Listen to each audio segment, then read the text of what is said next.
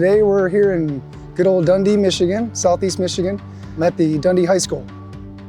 We've got ourselves a parking lot here that they've been talking about for 3 to 4 years on how to tackle this thing. And so we got involved early on, and what we have here today is a full depth reclamation project. It's a recycling method that we're utilizing the existing materials that have already been in place, paid for, just tired and old and ready for a revamp.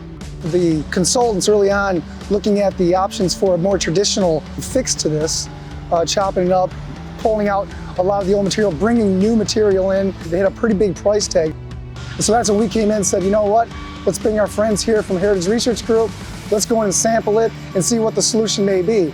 Through that process, we were able to come to the conclusion that the base was in a reasonable shape, the process was going to work, so the solution was a full depth reclamation. We can get the same structural value for longevity of this parking lot that you would with traditional methods, with a savings of upwards of $500,000. In recycled projects, we've got asphalt that we're looking to repurpose. Much of it goes into the stabilization process itself, but there was a fair amount of excess where they can repurpose to parking lots, drives, things like that, base for something else. Again, saving money and bringing in virgin materials.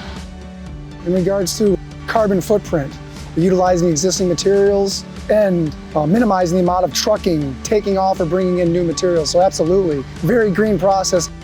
We're pulverizing the existing asphalt base, and we're injecting emulsion into the base to create a base to pave on.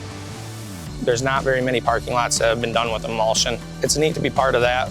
We're happy to try to make it successful. I enjoy getting involved with these projects early on. There's a certain amount of passion you have and love you have when you're able to go out there and actually sample the road, do the upfront forensics, give a recommendation, see it through its fruition, and then ultimately it gets topped and the final paint stripes goes down. It's just a real fun process to see it all the way from cradle to grave. It's a lot of fun.